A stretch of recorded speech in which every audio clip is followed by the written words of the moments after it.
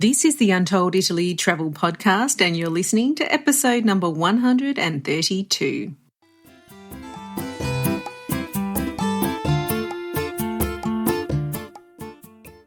Ciao a tutti and benvenuti to Untold Italy, the travel podcast where you go to the towns and villages, mountains and lakes, hills and coastlines of Bella Italia. Each week, your host, Katy Clarke, takes you on a journey in search of magical landscapes, history, culture, wine, gelato, and of course, a whole lot of pasta. If you're dreaming of Italy and planning future adventures there, you've come to the right place.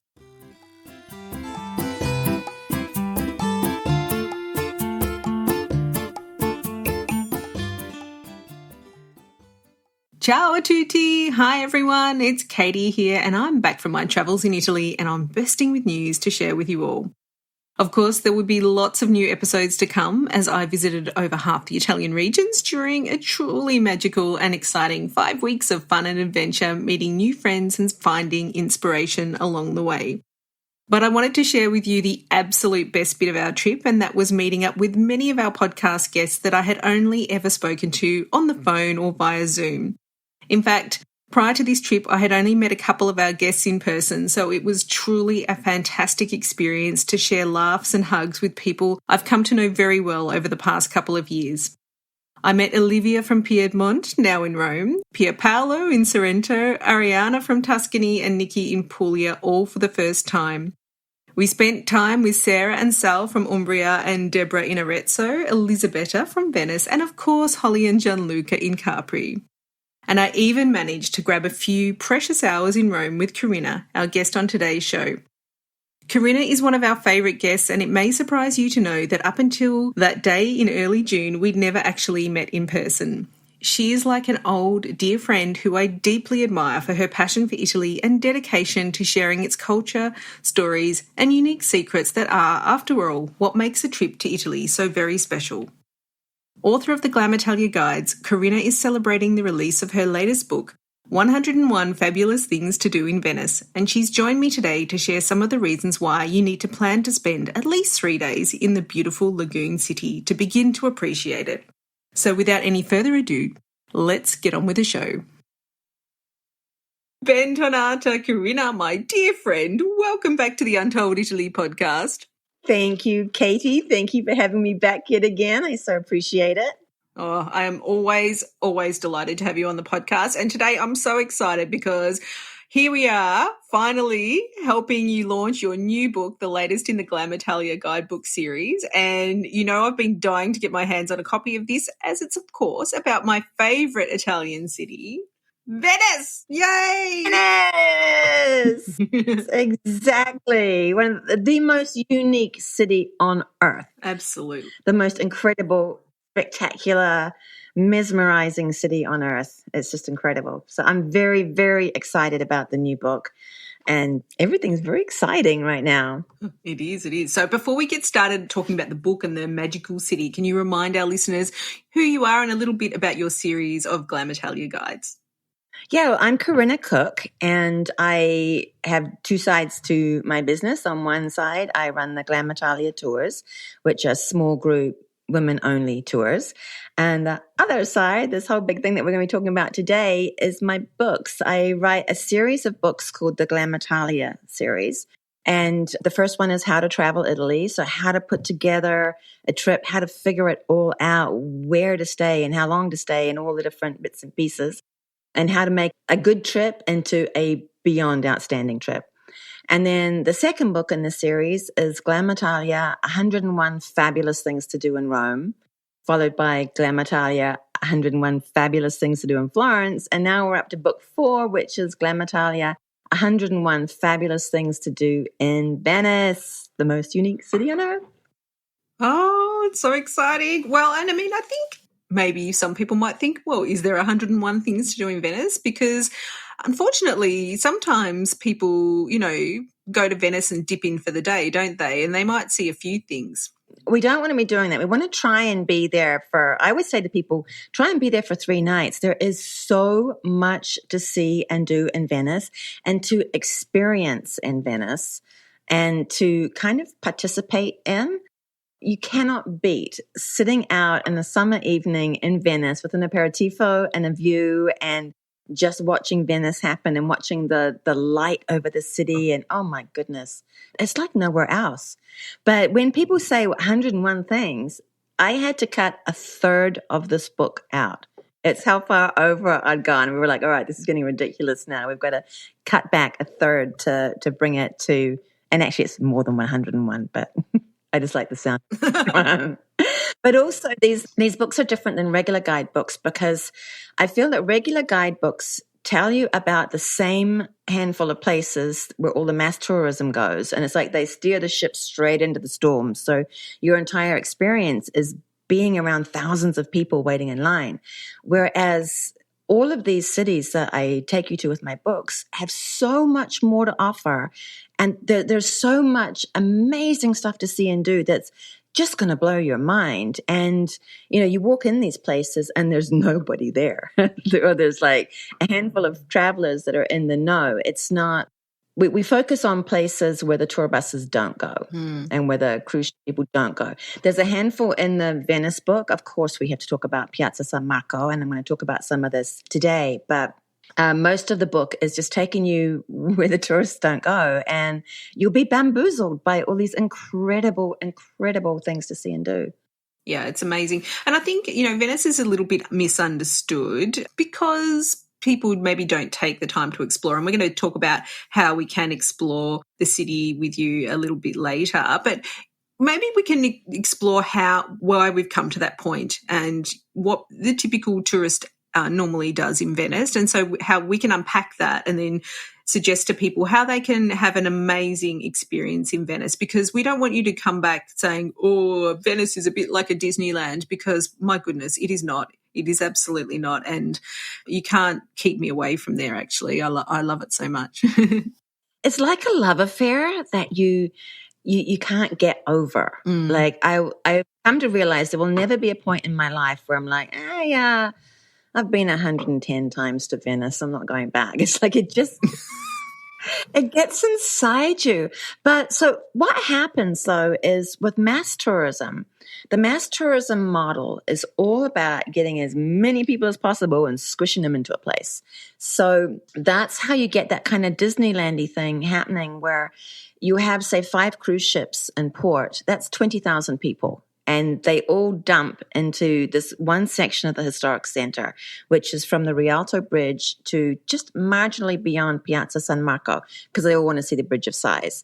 And so during the day, because, they get off the boat at 8:30 or something. So from, say, 9 o'clock in the morning till 5 o'clock at night, whatever time they're going to go back to the all-you-can-eat buffet on the boat. It's packed. You want to avoid that area during that time. But early in the morning... And my goodness, the evenings, oh my gosh, you just die. And I still die every single time. It's just so gorgeous. So you need to approach that little strip. And if you have a look on the map, we're talking about a mile or something, It's not even, it's this tiny little strip that gets packed. And if you let that be your Venice experience, you're probably not going to enjoy it. Do that same strip once they're all back on the boat, you'll be so in love with it, you won't even believe it. But it means that most of the people going to Venice, they're going to only see that, and that's going to be their only experience. So if we go beyond that, there's all the things to fall in love with. And then once they're back on the boat, then we come back through that area and you'll be like, oh my God, look at the piazza, look at the bridge, look at this, that, and the other, and you'll just be in love. And the whole thing about this book is to make you fall in love with Venice. And the only way I can make you fall in love with Venice is to take you through and show you all these cool things. It's so exciting. Well, why don't you start telling us about them? Because I can't wait, because I always learn something from you. Well, part of what I wanted with this book was to encourage people to spend, say, 3 nights in Venice, because a lot of people think of it as a day trip. So we need to kind of like move that thinking a little bit so that you can take advantage of lots of the things. One thing that I notice when I'm looking at the mass tourism tour groups, they've all got the little things in their ears and they're stomping along trying to remember which color flag they're following today and trying to hear what the guy is saying. And they look overwhelmed and exhausted most of the time.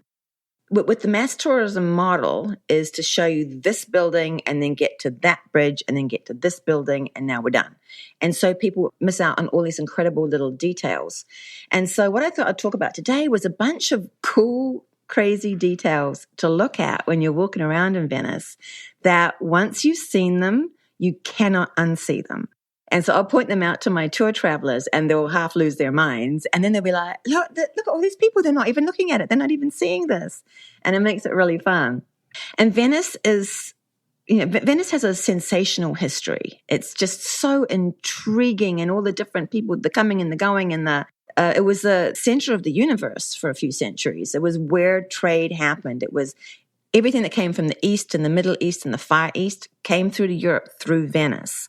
And then, from Europe, it went back out, stuff went back out to the East. So you have all these incredible influences, and you see it in everything from the cuisine to the architecture to all the bits and pieces, which we're going to talk about some of them right now. So one of the ones I wanted to tell you about, it's one of my favorites, and literally nobody knows about it. And it is not even a 2-minute walk from San Pantalone, which is an area that you're going to be. If you're in Venice, you're going to be by San Pantalone at some point. So it's like a 2-minute walk from there. So this is in the Dorsoduro. And it's the story of this. It's called the General's Medallion. And the story is that in 1256, Venetian General Giovanni Tiepolo was leaving to go fight battles against the Genoese in Acre. And his friends were making fun of him and his military skills and saying, you're going to suck. If you think you're going to win something, you've got to bring us back something to show that you've actually won. So he brings back this giant stone medallion. So they call it a medallion. It's a big round stone thing, right? And he comes home and he sticks it on the wall of his friend's house. It's like, see what I did? Now, this stone medallion, it's insane. It's so killer. It has a partner piece. It's part of a 2-piece collection. The second piece is in the Dumbarton Oaks Museum in Washington, D.C., and it's one of the prime pieces of Byzantine art that they have.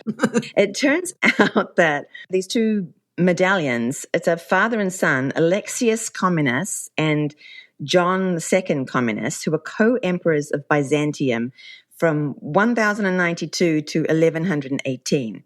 And these big stone round medallion, well, I mean, to me, a medallion sounds like something you wear around your neck, but it's like a big round stone thing. They were, to commemorate them, you have one of them, priceless work of art in the Dumbarton Oaks Museum, and the other one is on the wall of a house in this little rando campiello that like you wouldn't even believe it. And so much of Venice is like an outdoor museum if you know what to look for. And I'll take my people through there. We will be in San Pantalone. There'll be a lot of people around. We go down a street, around the corner, turn right, and go into this little campiello, which is like a little piazza, but it's a small one that would be like for a handful of houses. And boom, there it is, just there on the wall, doing its thing. It's so cool, isn't it? Like you can imagine the one in Washington, D.C.'s got all these laser, cameras focused on it. Yeah. Here it is just in some random street. Well, that reminds me of when I was there a few years ago and we were down – I was in a food tour actually, and they took us down into this tiny campiello, and they said, "Oh yeah, Christopher Columbus was born in that building." And I was like, "Okay, yeah, not Christopher Columbus, sorry, Marco Polo. Marco Polo was born." Yeah, I mean, it's so fascinating, the history of Venice and just the layers and layers of stuff. There's another one that I wanted to tell you about that is up at the Arsenale. So like most people can use Piazza San Marco as a reference. I'm talking about a 10, maybe 15-minute walk from Piazza San Marco. So it's not far at all. And the Arsenale was the shipyards. And I guess a lot of people probably don't know that Venice invented the factory line. So they had this big shipyard called the Arsenale, and they could make a whole ship in one day because they invented this thing where it comes to this person's spot and they do this section, and then it moves along to the next spot and they do the next section. And it was like the biggest, most important shipyard in the world for a time. But anyway, at the gateway, the doorway into the Arsenale, there's 2 lions, okay, big stone lions. The one on the left is the Piraeus lion. And he's fascinating. He's 9 feet tall, for starters. He's a 4th century BC marble lion that was originally guarding the port of Athens. And then in 1687, Francesco Morosini, I should say, he was a naval commander for the Venetians, and he stole him. But what he's also famous for is not just stealing this lion, but blowing up the Parthenon. So at the time, the Ottomans had overtaken Athens and they stored all their gunpowder in the Parthenon. And Morosini sends in one of his cannonballs and kaboom, blows up one of the great treasures of the world. So he destroys it. But anyway, he comes back to Venice with this lion and then gets made doge. I grew up calling them the doges, and then my guide Emanuele was like, doge. So now I call them the doge. Doge sounds so much nicer, doesn't it? Yeah, it just sounds so much more interesting. Doge sounds so much better when he's saying it. Anyway, so now we fast forward. So this lion's been standing there outside the Arsenale since, 1687. Now, in the 18th century, this Swedish scholar discovered that there was a strange decoration around the shoulders of the lion, like carved into him. And he looked into it more closely and discovered that it's 1,000-year-old Viking runes. And so it's a lindworm is what it's called, and which is like a headless serpent. So it almost looks like a ribbon going around his shoulders. And inside it is all these inscriptions. It's super cool. And they think it was a Varangian mercenary. So these Viking mercenaries were working for the Byzantine Empire for a while back in like the 1000s, 1100s, something like that. And they think that one of these mercenaries was there with the lion and carved this thing into him. It's so old and it's so cool. And I've never seen a single human being go look at it apart from me. And I'm like falling apart. Like, it's like, oh my God, look at that. And taking all these photos of it. And it's just a cool thing to see. Oh. And it's right by, I'm going to give you this one for free. I don't normally tell the names of my favorite restaurants because I don't want them to get overrun. But it's really close to Salumeria, which when you see it written down, it's written Salve with a V, Maria. It's how they used to do their U's. They used to do them as a V. But Salumeria is one of the most fantastic restaurants ever, and it's Sicilian Venetian. So it's Sicilians and Venetians running this thing. And there's this dude called Bruno he's a sommelier and he runs the whole front of house and he's adorable. And this place is fantastic. You won't see tourists there, but you'll see travelers there, and you'll see virtually every time I go there, it's all Italians. And you're sitting outside on the sidewalk of this really, really wide street. So you're up away from the tourists and you look straight down towards the water. So the views are beautiful, the light's beautiful, the ambiance is beautiful. And on the day that I arrive, when I fly in, I try to not have alcohol and not have pasta because I've got to make sure I'm not jet lagged, get into tour guide mode. And so last time I went to Salumeria, Bruno comes over and he's like, chatting. And I'm like, yeah, I just had a 27-hour travel day to get here. So I'm not going to do pasta tonight and I'm not going to do any wine tonight. And he's like, oh, so I guess you don't want to know about the pasta with the pancetta and Sicilian pistachios. They just flew in this morning. Don't worry, I won't tell you. And I'm like, all right, so I'll have that. And he's like, and if you're not having wine, I probably shouldn't tell you about. So 5 minutes later, I'm sitting there with my plate of pasta and this fabulous wine.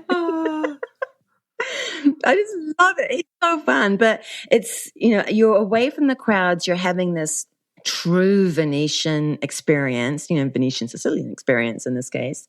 And there's so many really cool things to see all around you, all around the Arsenale. And the lion. And I guarantee you, like when you spot it, when you go and you spot, like, 'cause it's really faint now. I mean, it's a 1,000-year-old Viking runes, 1,000 years of weather gets it worn down a little bit. But when you know to look for it, it's so cool.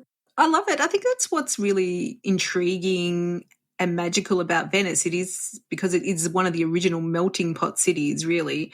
And you have all these cultures coming together in this one magnificent, gorgeous city, from the domes of San Marco with these beautiful Byzantine domes that you don't see anywhere else in Italy. And just, I feel like it's that melting pot of different cultures that's really, really attractive to me. I find it intriguing and mysterious, and I hope that it's our future, as well, because I feel like there's a lot of angst around people mixing, but I think this is where it all comes together and it's beautiful. If you were in Rome, in ancient Rome, you would have seen all the skin colors, all the ethnicities, all the everything. It was boom, all put in there. And, 15 years a slave, you could become a Roman citizen. It's very, very interesting. With Venice, it's easy to get overwhelmed because it's so enormously visual.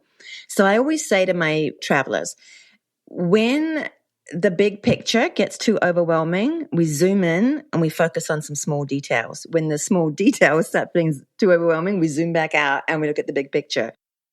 The level of details that there are to look at is just unbelievable. And I mean, I'm there all the time with my locally licensed guides, and they're walking my groups through. So I'm not the one doing all the chitter chatter. I'm the one following in the rear. Taking notes. I do, because you can be with the same guide like over and over and over and over, and they're always saying new things. I'm like, wait, what? I have a section in the book about Piazza San Marco, and it's all these cool things to look for. So I don't get too deep into the basilica. Like, I have a handful of things that I really need to look at, but there's all these other things in there that people don't know about. And one of the things I wanted to tell you today, like, it's one of my favorites, and I promise you, everybody listening, when you go to Venice, you will not be able to unsee this, and you're going to see a million people in the piazza and the piazzetta, and you'll see that none of them are spotting what you're spotting. So the Doge's Palace, it's actually along what they call the piazzetta. So where, it's like an L shape from the main Piazza San Marco.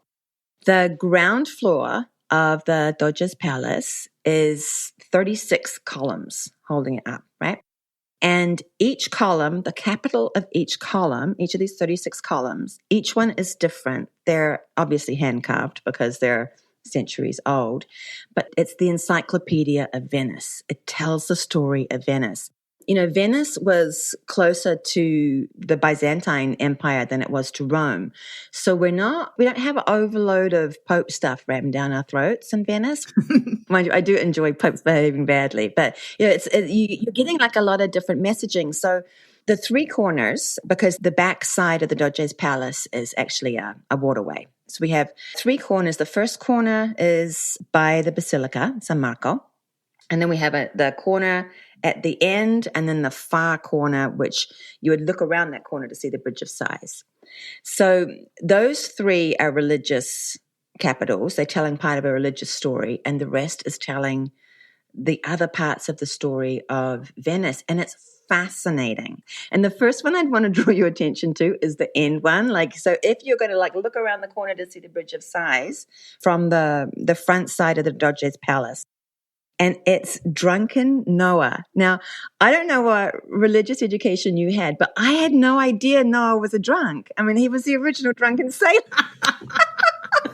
That was actually the first song I learned to play on the guitar. The Drunken Sailor. Oh my goodness. Like when I discovered this, I about keeled over. It was so funny. So the capital of that last capital, number 36, is Noah is all drunk, and he's naked drunk. And his two sons are leaning around the corner. So they're around the side where the Bridge of Sighs is. They're leaning around the corner to cover their drunken dad with a blanket. And I'm like, oh my gosh. So each of the capitals tells another part of the story of Venice. There's all kinds of different ones, but they have these incredible people ones to look out for. One of the ones to watch for is called Latin Women. And it's these different faces of women coming around the capital. So if I'm losing anybody here, we have the column, and then that piece that goes around the top of the column is the capital. So with the Latin women, you have all these different ethnicities coming in, living in Venice, and all these different types of women. And so they're all looking out, and all of them are doing this 1,000-yard stare. They're looking way beyond you, way into the distance, apart from one. And she looks right at you, and she has a slight smile on her face. And once you see her, you can't walk through there without seeing her smiling at you.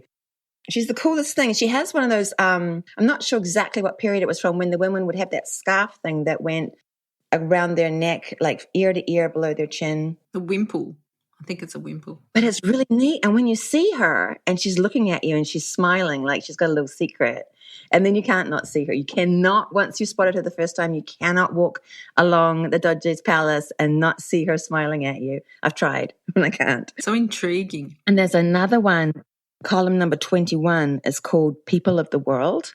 I love all the people ones the most. They have ones that have animals and all kinds of things, but I find the people ones the most fascinating.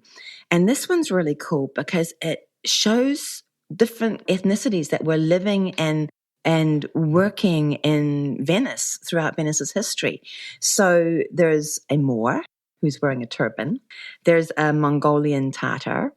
And he's got this whole cool hat thing going on. But if you look to the guy to the left of the Mongolian, there's this guy with elf ears. And it's like the wildest, craziest thing.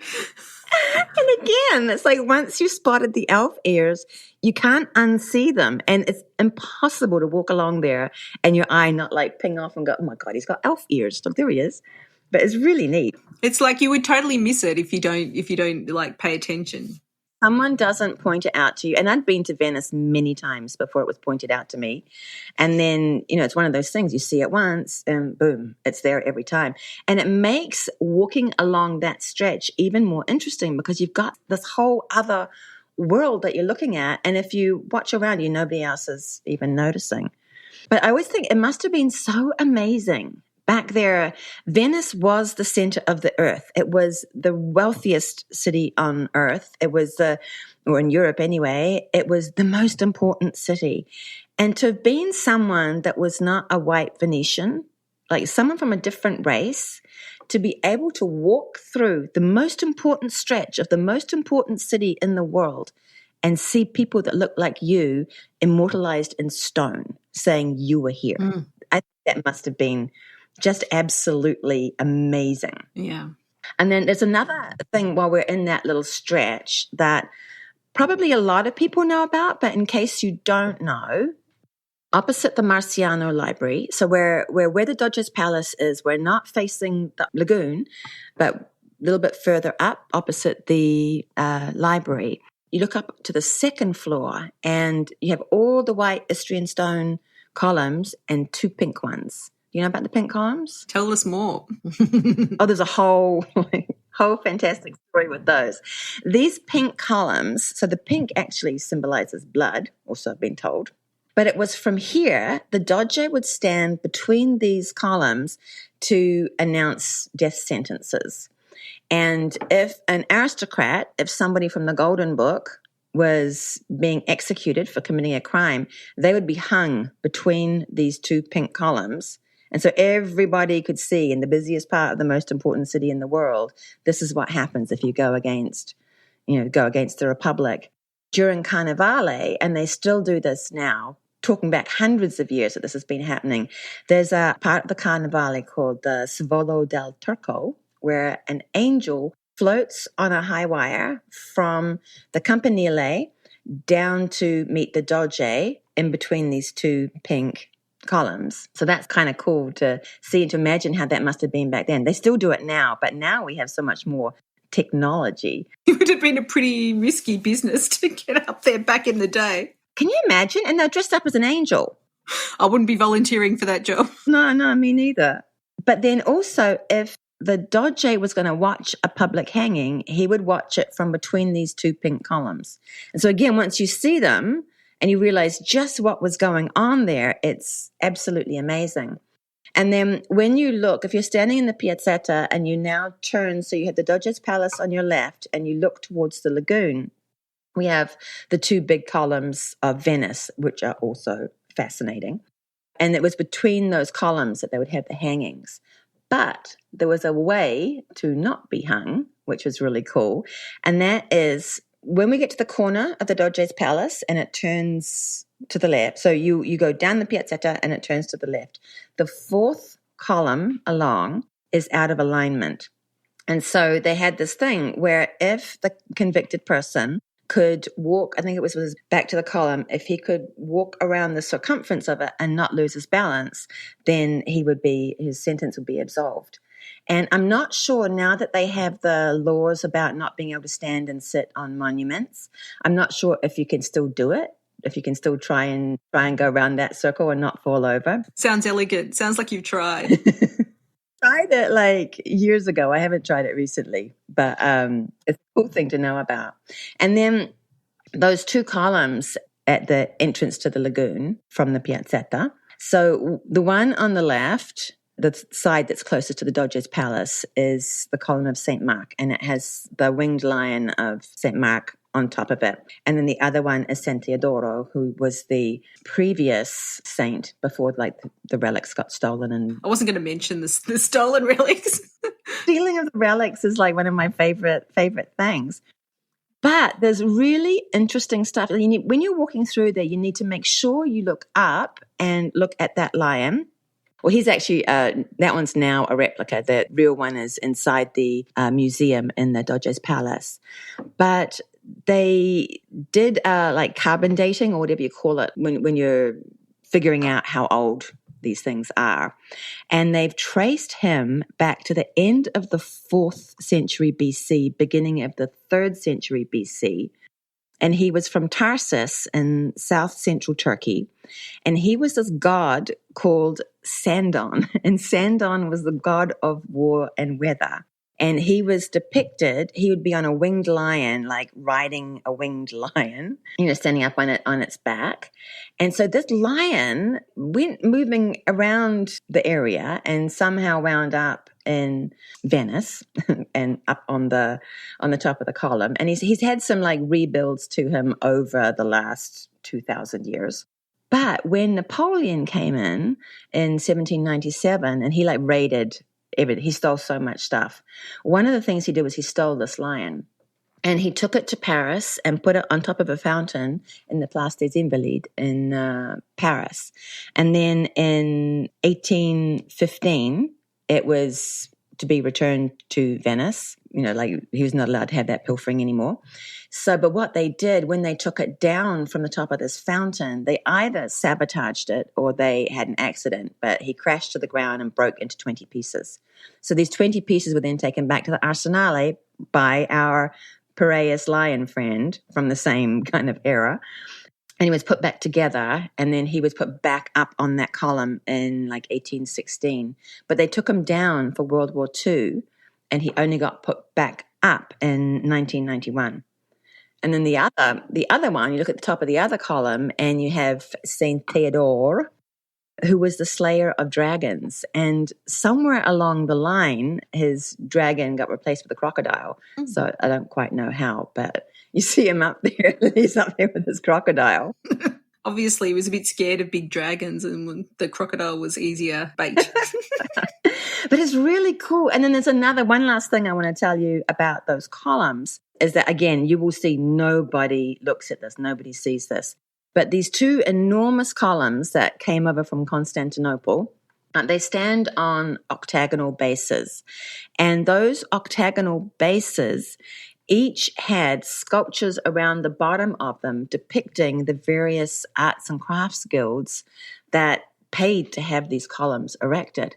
Now, over the last 1,000 years, most of it has been degraded, but the only one that's still visible on the bottom of the St. Mark's column is the greengrocers displaying their fruit and veggies in these wicker baskets. And then if you look across at the San Teodoro one, you can see there's a blacksmith raising his hammer to hit an anvil.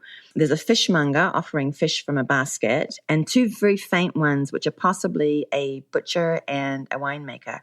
But it's just neat, like these 1,000-year-old, sculptures still there.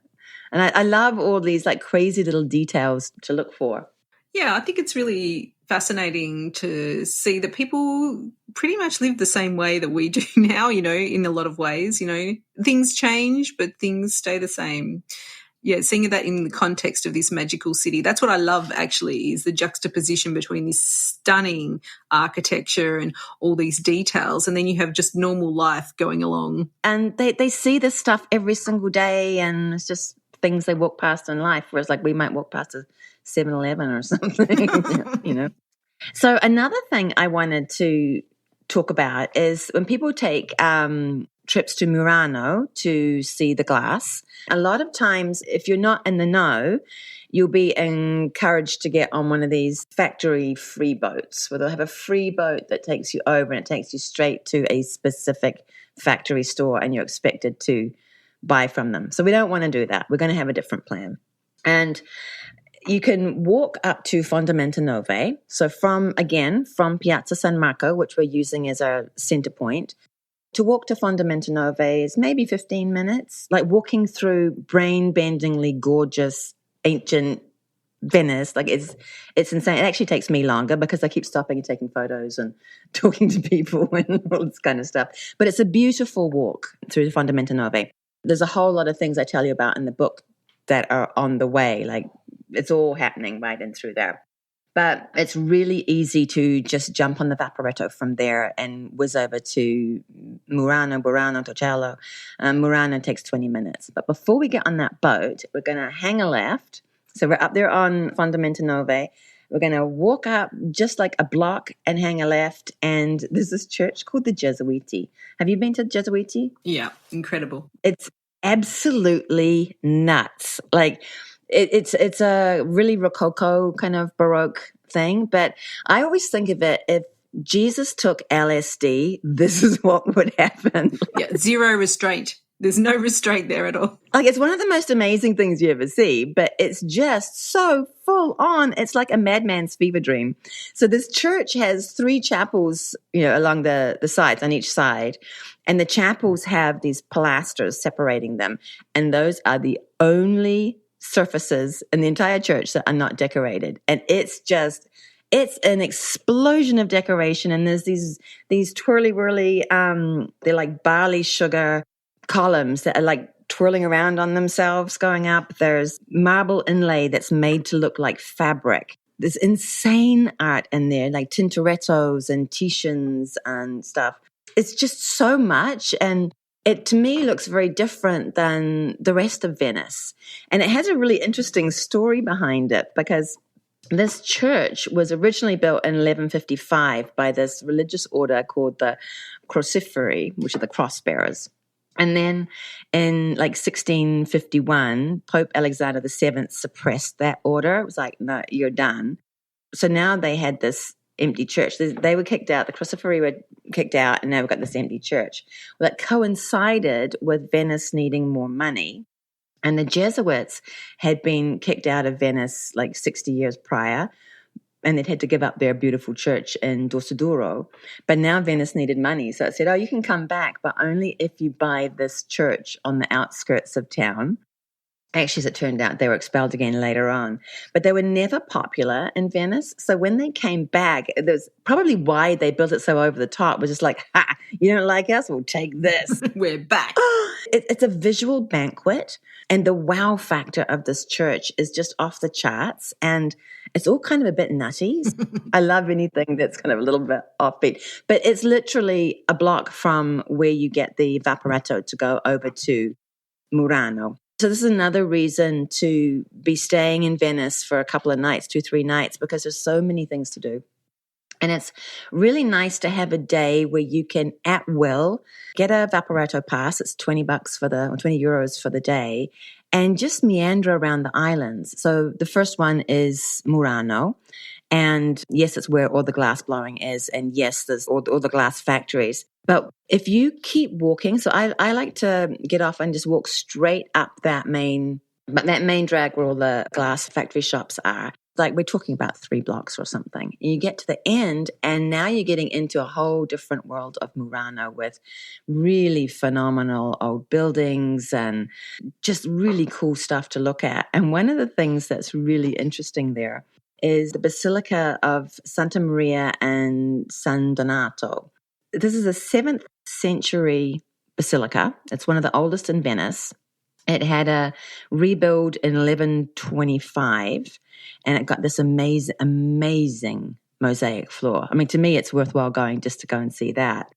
Plus, it has the relics of the dragon slayer, San Donato. So San Donato goes back to Roman times, and he was from Arezzo, and his claim to fame was slaying a dragon. Well, it got evolved into slaying a dragon, and the dragon's rib bones are behind the altar. So in reality, it's probably like a mammoth or something that was dug up, some dinosaur that was dug up. But, people really believe that this was a dragon. And so they have these dragon bones behind the altar. It's so cool, and it's so neat to see. And the mosaics are incredible. And in the book, I have a lot of stories about this church and why you really want to go and see it. And it's just so old. And then right by there is another really cool one. There's a really cool artisan called Alicia Fuga. And I've written about her in the book as well. And she makes unbelievable glass jewelry, like unbelievable. It's Murano glass. It's modern and interesting. And you'll find people of all ages and all walks of life enjoy wearing it. In fact, I was at a Prosecco winery, and the lady that owns the winery was talking to us and explaining stuff. And I'm looking at this necklace she has on. I'm like, I hate to interrupt you, but is that an Alicia Fuga? And she's like, yes, it is. She was like so excited. But it's this really wonderful, wonderful artisan that it's well worthwhile. If you're in Murano, you must walk up there and go see her shop. And then she's into the whole experiential travel movement as well, which is very big in Venice. You have all these different types of artisans that get involved in it, and they offer like workshops and classes and demonstrations and things where you can go and see how it's done or have a go making it yourself. And so the idea is that rather than you walking into a shop and just buying something and walking away, that you actually have a connection to the soul of Venice, which I think is really wonderful. And Alicia does that, and she's phenomenal. Well worth Googling and definitely well worth visiting, especially if you want to get like a really unique gift for somebody. Or yourself. This is the thing. I actually... it wasn't quite Venetian glass, but I've got a pair of sunglasses that I bought in Venice many years ago, and everyone says, I love your sunglasses. And I go, yeah, I got them in Venice. And it's because there's so many beautiful, it's not just Venice, as well, Italy, throughout Italy, you can find this as well, but there's, such a commitment to craftsmanship and, attention to detail on these things. So if you're wanting to spoil yourself, buy a piece of beautiful jewelry and you'll remember it, and when you touch it and it's around your neck, or, it feels special, and you can feel that special part of Venice with you. I'm a big believer that when you're buying souvenirs, so when you're buying something from your trip to bring home with you, it must be something that has an emotional connection. If you're just walking into a high street store and buying a whatever off the rack in some high street store from some store that is all around the world anyway, it's not going to resonate with you when you pull it out of the closet, and you're going to forget in a year's time, where did I get that from? What was that? It's not going to make any sense to you. But when you go to the workshop of an artisan, and in Italy, they are everywhere. This is what Italy was built on. And you're able to see that artisan at work, and you're able to talk to them, and you're able to become a part of this experience that actually holds with you. And you'll pull that item out, whether it's something that you're pulling out of your closet or whether it's some, knick-knack thing that you've bought for your house. It will mean something to you every single time you see it. And that's what it's about. That's what you want to take home, something that you remember, where you were and why you were there and what happened and what the lady said. And, that's what it's all about. But I have another one. Please tell. So when you had another Venice episode where they touched on this wine, and a fabulous episode, by the way. And I wanted to get into it a little bit more. So if you're listening to this and you haven't heard the previous Venice episode, go back and listen to it because she was brilliant. But she talks about when we're in these islands in the lagoon, we have Murano and we have Burano, which is a really famous one with all the fishermen's houses and all the bright colors. There's Torcello, which is the oldest of them. But so back at Murano, when you're coming in on the Vaporetto, instead of getting off at Burano, get off at the stop before, which is called Matsorbo. And Matsorbo and Burano are connected by a bridge.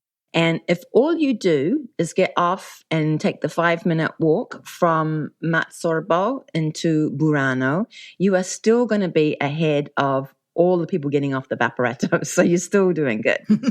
But there is a very special winery on Matsorbo. It's called Tenuta Venice. And basically what happened is there's this family called the Bisol family, and they've been making Prosecco for 500 years up in the Valdoviano. And there was this grape that was specific to the lagoon of Venice. It was the only place it could grow. And it was wiped out in about the 1400s. And the Bisol family have been looking for it for years. And it's a special golden grape, which is the Dorano. Doro is gold.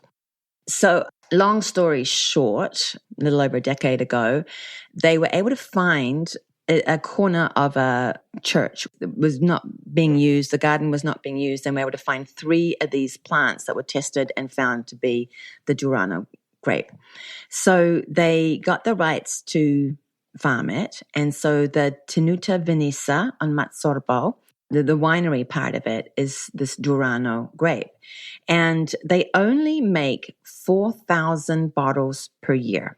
It's very, very unique and prestigious and quite incredible. It's a vibrant gold-colored wine, and it has this very velvety, full-flavored, like a full-flavored white wine.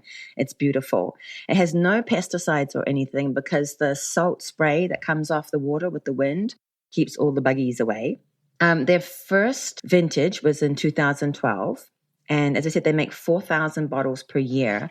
The bottles are hand-blown by Carlo Moretti on Murano. He's one of the really famous glass blowers. And the bottles have gold leaf on them, like gold leaf labels that are made by the Battiloro family in Cannaregio.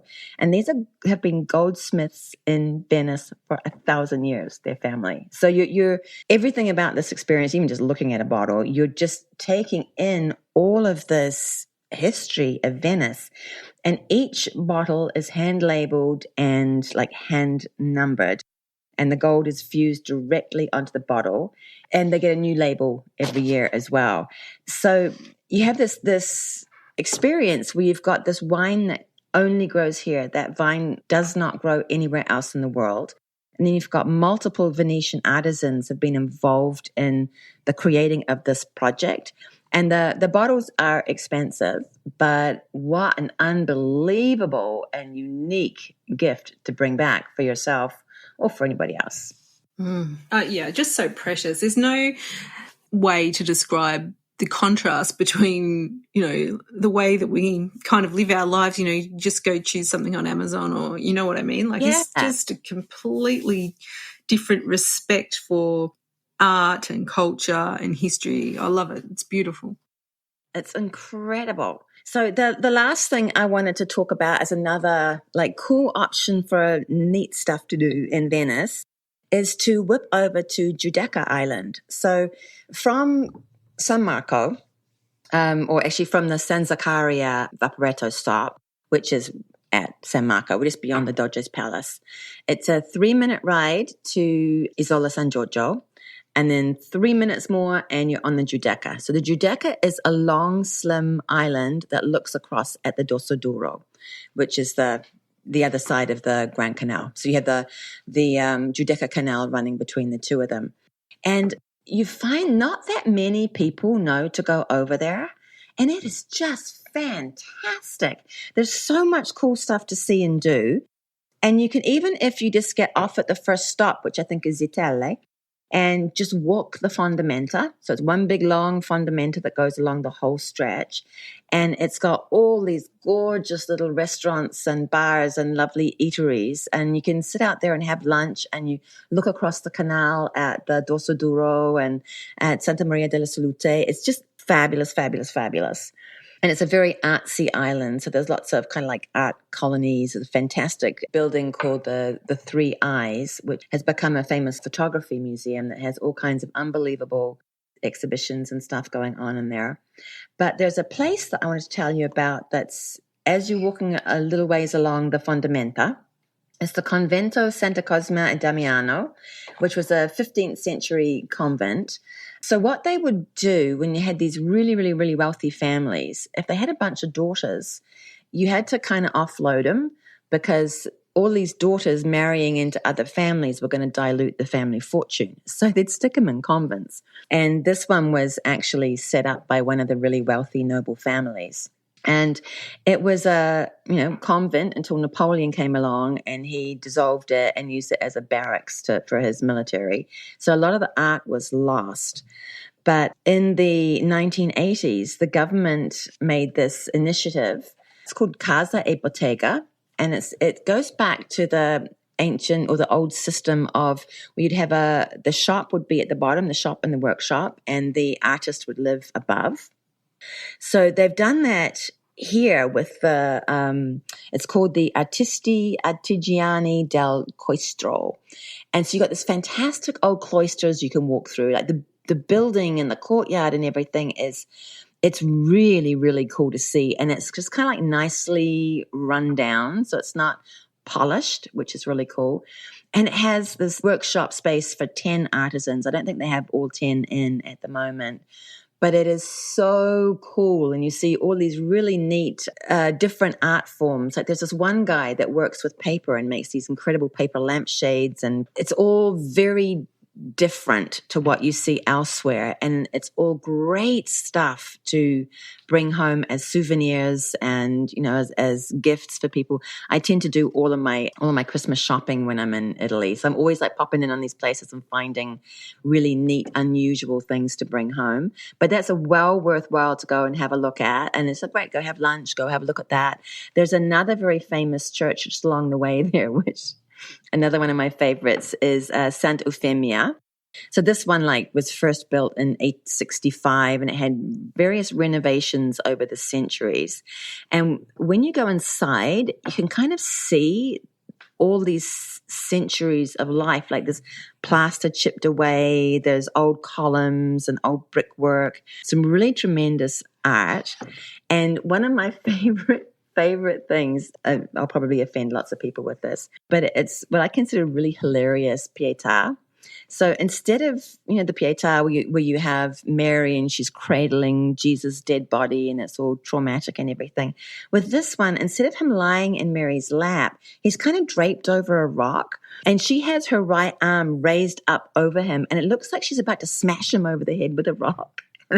Like she's probably doing something really, really religiously or something. But to me, when I first saw it, I was like, oh my God, she's about to hit him. And so now I can't look at it and not see her about to smash him. Oh dear. And also it looks like she's 12. So this whole thing, it's all just so incongruous, but it's also brilliant. And it's kind of neat. So it's a fun thing to go have a look at when you're at Giudecca. And I swear you'll start laughing when you start thinking that she's going to smash him with the rock. But the last thing I want to tell you about, and I'm try and go quickly because I'm talking too long, on Giudecca, is they have what was a convent called Le Convertite, which was for reformed prostitutes and sexually besmirched women were put into this convent. And then there was the priest was Fra Giovanni Leon. He made the 400 nuns in there into his personal harem. Maybe the Pieta is maybe a reflection of what was going on there. Who knows? But the Council of 10 found out about it. And so in 1561, they beheaded him. But they took 13 tries to chop his head off and it didn't work. But in the end, they got a knife and chopped it off. But anyway, so this old convent has now become the women's prison. And they have this really great philosophy of, rather than being a philosophy of punishing people, it's about rehabilitation and teaching people skills that they can use when they come back out into the real world. So they have an unbelievable organic garden in there. And one of the programs available to women incarcerated here is that they can work making toiletries for the Bauer Hotel Group. So beautiful smelling toiletries they make there. On Thursdays, if you're in Venice on a Thursday morning, you can buzz over to Giudecca, and they have an organic market outside the prison. So all these organic fruits and vegetables that the women are growing, they have them out in market stands outside. And so half of Venice goes over to buy them. It's some of the best produce you're going to find anywhere. And then they have this other program that I'm kind of obsessed with. It was this group called Le Cercle, which means the circle. They decided it'd be really good to teach women how to sew. And they created this program. It was called actually etched, not Le Cercle. Back in 2003, I think it was, they figured that if they could teach them how to make clothing, it was going to give them a usable, necessary skill, something that society needs. So any inmate who wants to can learn how to sew, and then there are some that just want to learn how to sew. That's all they want to do. And there's others that want to evolve into working in design. So being Italy's full of incredible designers. They have these designers and design teams working with these women, teaching them how to make unbelievable clothing. And the fabrics that they're working with are donated by Fortuny, Rubali, and Bevilacqua. So you have these unbelievable fabrics. And so they actually have a shop that they sell them, and the women are taught to make really classically beautiful dresses, classic, timeless, exquisite fashion in the greatest fabrics you can possibly get. And over in Castello, so whip back over to San Marco, not even a 10-minute walk from Piazza San Marco, they have a shop which is called Banco Lotto number 10.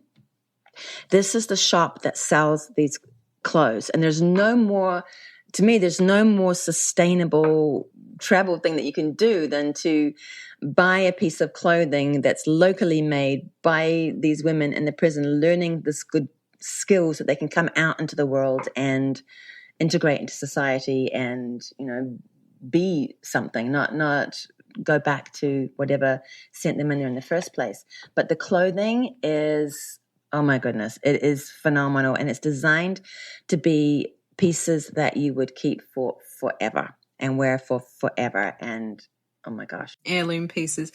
Now, Corinna, this has been absolutely phenomenal. And you know so many little stories and pieces of information about Venice. Now, I'm tipping you didn't find them on Google. So I'm curious, how do you find all these amazing pieces and snippets of gorgeousness all around Venice? Well, I'm obsessed with finding interesting things. So there's an element of researching everything to death, but I work with local guides in Venice all the time. So all of my tour groups, when I bring a tour group in, it's not me telling you the stories. I have local guides that I work with. They step in and they take over the tour for that morning, and they're showing their thing or doing their thing. And I find that even though I've been going to Venice for more than 30 years, I'm still learning new things every single time, just constantly. And so I'm a huge proponent of using local licensed guides. So they have to be licensed. So they're actually part of the Venice licensed guide profession. But what I've done with this book is I have a link inside the book that you can get a PDF that you can download with guides that I work with that I can recommend, because it can be really tricky if you're arriving to a city you don't know, you haven't been to before. Like, how on earth are you supposed to find a really good licensed local guide? So all of them do general walking tours, but the ones on the PDF, they all have some kind of really interesting specialty. So I have one that's a specialty foodie guide. Like, she does the most outstanding foodie tours you could possibly imagine. I have another one who, she does so many things. She's fascinating. But she said to me, she came to realize that Venice is a very difficult place for somebody who's either vision impaired, so blind or impaired vision, or somebody who's in a wheelchair. It's a difficult place because it's canals and bridges. So she developed specialty tours for people who either have sight impaired or are in wheelchairs or otherwise mobility impaired, which I think is brilliant. And then I have another one who specializes in, like, one of her subspecialties is doing these amazing tours for kids. So kids of all ages, and she creates these incredible treasure hunts and scavenger hunts with them, and it's just dynamic. I have another one in there who, her degree was in Japanese language and Japanese art, and she went on to work at the Oriental Museum in Venice and then got poached by the Peggy Guggenheim. So, of course, she does all of the normal walking tours. But if you are interested in modern art, Venice is one of the world centers of modern art. Like, some of the greatest collections in the world are there.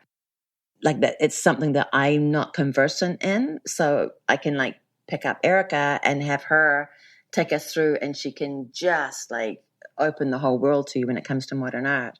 And I have another one who he went to university for archaeology and specializing in Islamic archaeology. And of course, Venice, the architecture, all the stuff that was plundered and brought over, all has, like, all this Islamic background to it. So when you have someone like that who can explain to you what you're seeing and what the relevance is and why this building looks like this and where, you know, the foot from that statue was actually found, like, 30 years ago underneath this mosque that was being excavated in Turkey. And it's fascinating. So I've created this PDF just to help my readers to connect with local people who can just expand things even more for them, which I think is going to be really cool. Yeah, I think that's a resource that's incredible, especially if you're the type of person that's a little bit curious and you've got, that's something that you want to explore a little bit deeper. Corinna, Oguri, big congratulations on the publication of this book. I know how much love, thought and attention went into its creation. How can our listeners get their very own copy and discover all of your Venetian secrets? Maybe not all, but a lot. Well, all of my books are exclusive on Amazon. So wherever you are in the world, dial into your local Amazon and you can get it. And if your country doesn't have Amazon, I think there's a way that Amazon gets it to you. So they're all available all around the world. And then you can, all of my social media, the newsletter, the everything, you can click in from my website, which is corinnacooke.com. So you can just go there and find all the stuff. The Instagram is really fun to follow because that's the one that I really put everything up on as I'm moving around Italy. And, you can see all kinds of really great Venice content on there as well. Yeah, that's how to find me. Oh, so exciting. Corinna, I know this book is just flying off the shelves now, but you know what? I can't wait to hear which book's up next. Oh, that's a goodie. There's more on the way, but it's going to take a while. But for now, I just want everybody to come to Venice and fall in love with Venice and see all these amazing things to see and do in Venice. I mean, I have those chapters on madly chic places to go have an aperitivo. There's a chapter on where to get the greatest coffees and like what to eat. And there's a huge chapter on interesting and unusual things to go and see and do. And there's so much. And I think once you start reading it, you'll realize how Venice is a very tiny place, but there's just an enormous number of things to see and do there. And I can be there 10 days straight and I'll get on the train to leave and I'll just be like, man, there's all these other things I wanted to do I didn't get to. You can spend forever there and be in love with it and eat food and drink the drinks and love it all. Yeah, Amazing. Well, we're going to go back to Venice and we're going to go exploring and hunting out lions and great little aperitivo bars, all with your help. Grazie, Corinna. Thank you so much for joining us on Untold Italy again. Thank you, Katie. And ciao, everybody. Mwah. Ciao, ciao. Yes, I think with all those amazing sights and stories to uncover, it's obvious that you'll need at least 3 days in Venice to truly uncover its magic and mystery. Corinna's book 101 Fabulous Things to Do in Venice is jam-packed with suggestions to help you plan your time there no matter what your interests are, be they the delicious cicchetti snacks that define the city's food culture or the intriguing ghosts of the city or its incredible and rich art heritage. You can find this and all Corinna's Glam Italia guides on Amazon, and of course we'll put a link to them and all the places mentioned in this episode in the show notes at untolditaly.com/132 for episode number 132. Thanks for your ongoing support of Untold Italy. We truly appreciate all of you, our listeners, joining us from all around the world. I recently met some of you in Italy, including Michelle in the Pantheon in Rome. Ciao, Michelle. And I loved hearing about when and where you listen to the show. So much fun. It's quite incredible that someone driving from North Carolina to Florida is listening to an Australian woman talk to an Italian about the delights of Sorrento. I find it truly amazing that we can connect all over the world in this way. So we'd be thrilled if you help spread the word so we can reach more Italy-loving travellers just like you. The best way that you can do this is by leaving us a 5-star rating or review on your favourite podcast app or forwarding this episode onto a friend who is planning their very own dream trip to Italy and Venice. Next week on Untold Italy, we're heading to a different coastal region, Liguria, on the northwest pocket of the Italian peninsula. But until then, keep dreaming of Venice and ciao for now. The Untold Italy podcast is an independent production. Podcast editing, audio production and website development by Mark Hatter, production assistance and content writing by the other Katy Clarke. Yes, there are 2 of us. For more information about Untold Italy, please visit untolditaly.com.